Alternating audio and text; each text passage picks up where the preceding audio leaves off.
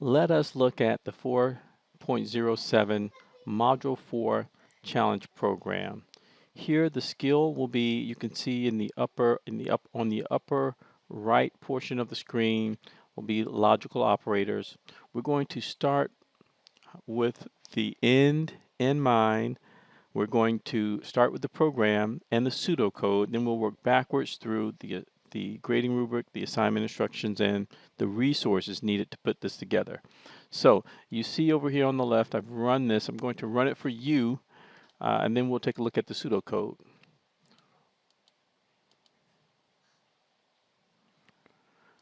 As I go through this, you want to start to get a feel for what inputs will be needed to make the final calculation. Okay, this total daily energy expenditure calculator. We will need the BMR, the basal metabolic rate, and gender. And there is an activity level that the person must choose with the letter input, and we get our results. Okay, I always come in right about here for this calculator. Okay, and let's take a look at the factors. We have whether the person is a male or female.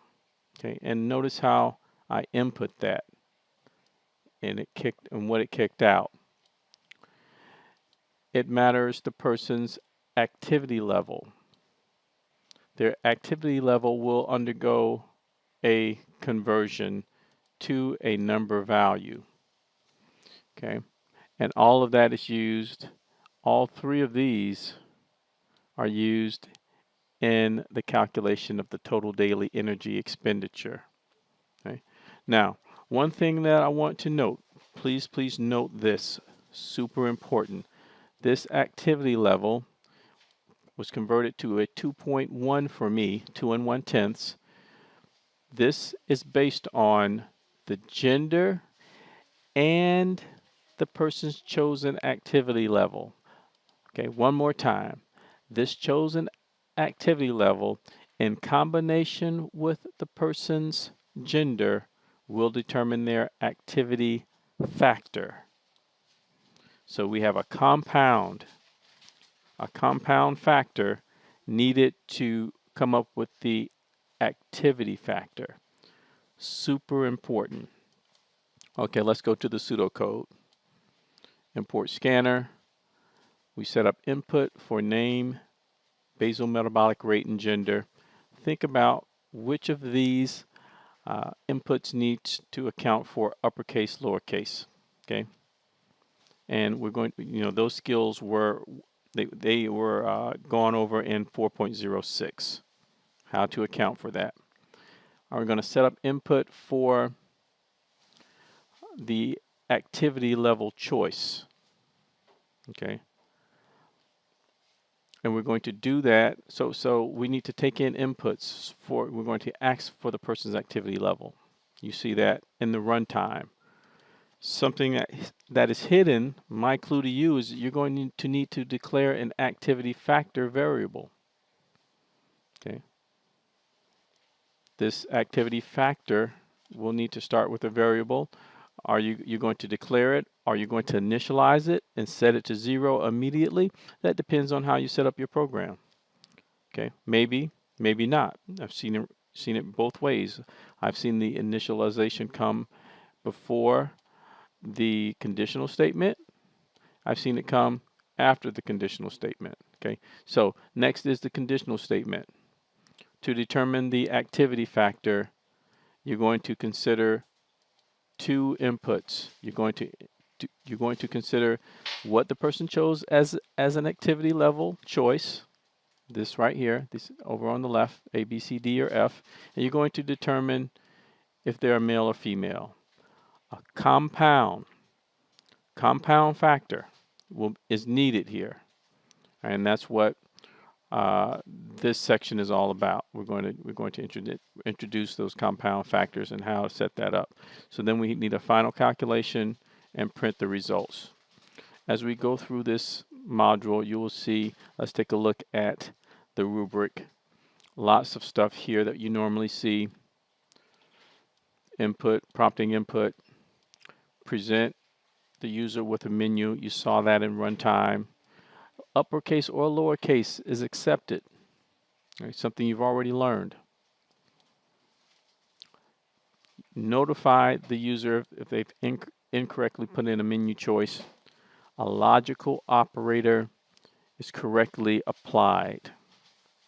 Compound. Remember that we have something that has it takes two factors in order to be able to determine what it is. The activity level is going to take two factors. Conditional statement, string objects compared, right, and then your usual suspects. All right, the instructions are all here. Another little look at the output. Here are your your factors. You'll be able to, when the person puts in over on the left, when they put in their letter choice, you will be able to determine what their activity factor is. Right here, over on the right, activity factor. You know, and it really depends on what they put in for activity level and whether they are male or female. Right, the compound. All right, so let's take a look at the resources. Page 1, we introduce and, or not. These are up top. Logical operators, an introduction to them and how they work, part 1, and a part 2, the and, the or, and the not. There we go. We turn the page. We have 2 EI Max labs. The first EI Max lab is on logical operators under Java Basics, Variables, and Expressions. Here we have Java Basics, Variables, and Expressions. All the way down here we are now logical operators 1 through 5. Okay. Do the lab.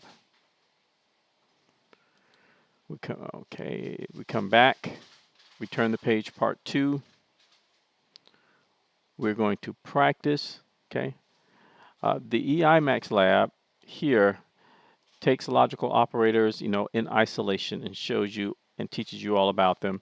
Here is when you practice in the context of a program. You need this because when you leave here, you will have code that you can use, right, to set up your compound factor determination.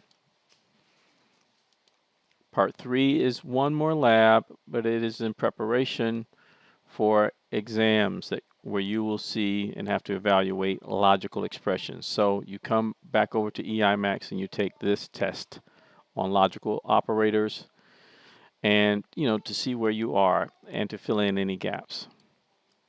Okay, and then we are ready. We're back at our assignment instructions page. Okay, so I hope this helps out a great deal. Best of luck.